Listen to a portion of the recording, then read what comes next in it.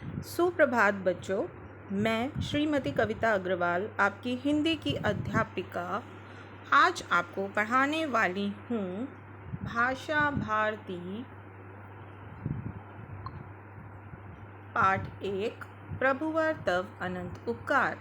बच्चों, यह एक कविता है, तो आइए प्रभुवर तव अनंत उपकार कविता के कठिन शब्द पढ़ें।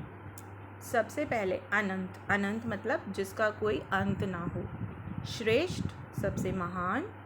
भोज्य तरह तरह का भोजन। प्राण शक्ति जीने की ताकत। प्रतिदिन हर रोज। पारावार सीमा। पाठ 1 प्रभुवर तव अनंत उपकार। प्रभु आपके हम पर अनेकों अनेक उपकार हैं। तो बच्चों, कठिन शब्दों के अर्थ हमने देखे। अनंत जिसका कोई अंत ना हो। श्रेष्ठ सबसे महान। भोज्य तरह तरह का भोजन।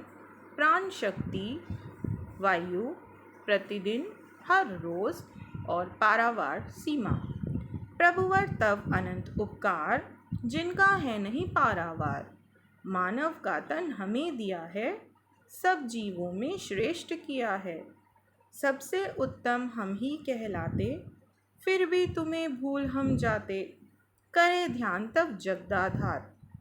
अर्थात इसका अर्थ समझते हैं। प्रभुवर तब अनंत उपकार, भगवान आपने हम पर अनेकों अनेक उपकार किए हैं, जिनका है नहीं पारावार, जिनकी कोई सीमा ही नहीं है, जिनका कोई अंत ही नहीं है। सबसे पहले मानव का तन हमें दिया है, सब जीवों में श्रेष्ठ किया है। और सभी जीवों में, पशु पक्षी जानवर कीड़े मकोड़े, सभी जीवों में सबसे महान हम ही कहलाते हैं, सबसे उत्तम हम ही कहलाते। फिर भी तुम्हें भूल हम जाते, लेकिन उसके बाद भी भगवान हम आपको भूल जाते हैं।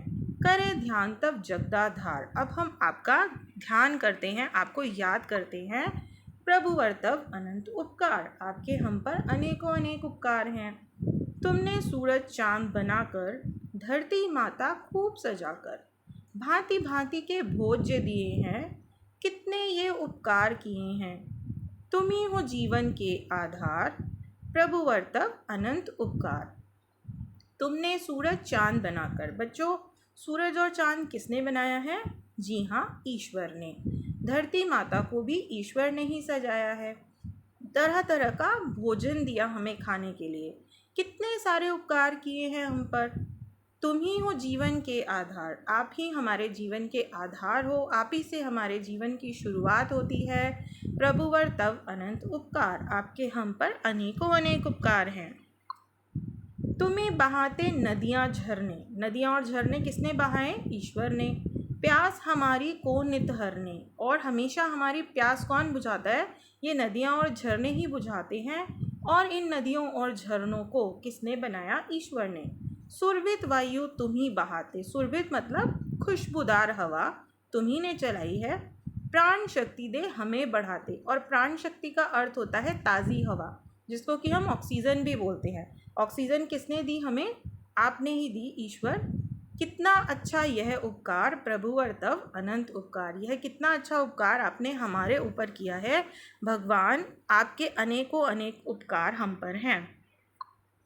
कभी न भूलें तुमको प्रभुवर। हे भगवान, हम आपको कभी नहीं भूलेंगे। याद रखें तुमको हम दिन भर। धन्यवाद प्रभु करें तुम्हारा। हमें हमेशा भगवान का धन्यवाद करना चाहिए। शीश झुके प्रभु तुम्हें हमारा। और मंदिर में जाकर या अपने घर के मंदिर में बैठकर या हर समय हमारे मन में भी भगवान का वास होता है। हमें भगवान का धन्यवाद करना चाहिए।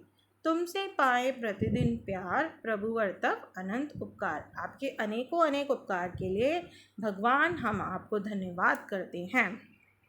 तो इस कविता द्वारा हमने क्या सीखा? इस कविता से हमने सीखा कि हमें ईश्वर को हमेशा उनके उपकारों के लिए धन्यवाद करना चाहिए। ईश्वर ने हम पर जितने भी उपकार किए हैं, हमें हमेशा उनका धन्यवाद करते रहना चाहिए। आशा करती हूँ बच्चों, आपको यह पाठ समझ में आ गया होगा। धन्यवाद।